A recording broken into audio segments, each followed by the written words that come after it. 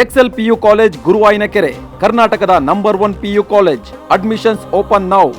ಸಂಕ್ರಾಂತಿ ಹಬ್ಬದ ಶುಭಾಶಯಗಳು ಈ ನಾಡಿನ ಎಲ್ಲ ಜನರಿಗೂ ಕೂಡ ಮತ್ತು ರಾಷ್ಟ್ರದ ಜನರಿಗೂ ಕೂಡ. ದೇಶ ಒಳ್ಳೆ ಮಳೆ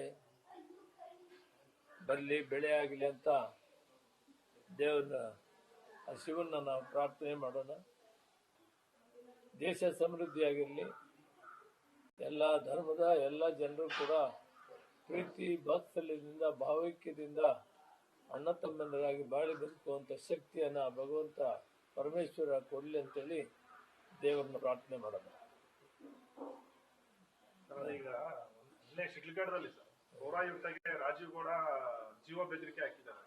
ಸುಟ್ಟಾಕ್ಬಿಡ್ತೀವಿ ನಗರಸಭೆನ, ಜನರನ್ನೆಲ್ಲ ದಂಗೆ ಏಳಿಸ್ತೀವಿ ಅಂತೆಲ್ಲ ದಬ್ಬಾಳಿಕೆ ಮಾಡಿದ್ದಾರೆ. ರಾಜೀವ್ ಗೌಡರು ಸೌಮ್ಯ ಸ್ವಭಾವದವರು. ನನ್ನ ಜೊತೆಯಲ್ಲಿ ಸುಮಾರು 10 ವರ್ಷ ಹತ್ತತ್ರ ಇದ್ದಾರೆ. ಇಂಥ ಎಮೋಷನ್ ಆಗಬಾರ್ದಾಗಿ ಒಬ್ಬ ರಾಜಕೀಯ ವ್ಯಕ್ತಿ ಶಾಂತಿಯಿಂದ ಇರಬೇಕು.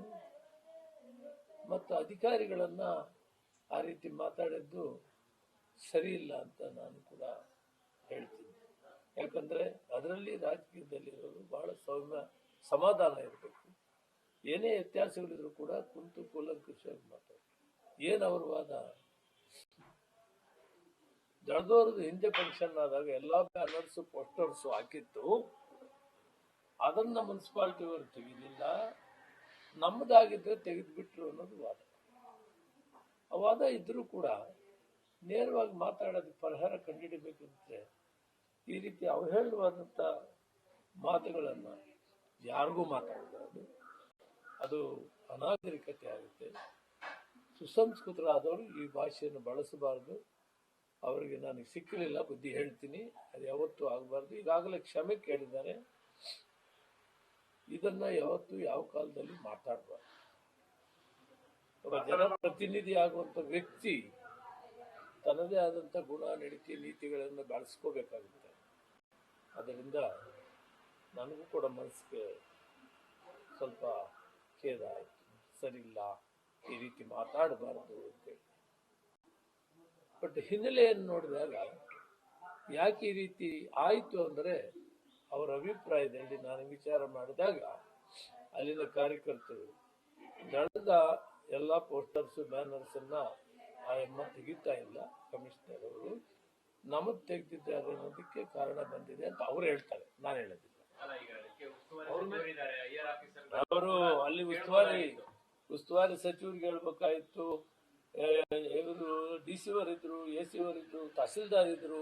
ಅವ್ರಿಗೆ ಗಮನಕ್ಕೆ ತರೋದೇ ಕರೆಕ್ಟ್ ಬಿಟ್ರೆ ನಾವೇ ಕಾನೂನನ್ನು ಕೈಗೆ ತಗೊಳ್ಳೋ ಅವಕಾಶ ಸರಿ ಇಲ್ಲ. ಬಟ್ ಇಷ್ಟು ವರ್ಷ ಜೊತೆಯಲ್ಲಿದ್ದು ಅಲ್ಲಿ ಕೆಲಸ ಮಾಡ್ತಾ ಇದ್ನು, ಜನಸೇವೆ, ಇದು ಕುಡಿಯೋ ನೀರಿಗೆ ಅನುಕೂಲ ಮಾಡ್ತಿದ್ದ, ಹಾಸ್ಪಿಟ್ಲಿಗೆ ಮೊಬೈಲ್ ವ್ಯಾನ್ಗಳಾಗ್ತಿದ್ದ, ಬಡವರಿಗೆ ಮದುವೆ ಮುಂಜಿ ಇವೆಲ್ಲ ಮಾಡ್ತಿದ್ದ. ಇಷ್ಟು ದಿನದಲ್ಲಿ ಒಂದು ದಿನ ಕೂಡ ಈ ಭಾಷೆಯನ್ನು ನಾನು ಕಾಣಲಿಲ್ಲ. ನನಗೆ ಆಶ್ಚರ್ಯ ಆಗ್ತದೆ. ಈ ರೀತಿ ಎಮೋಷನ್ ಆಗಬಾರ್ದು.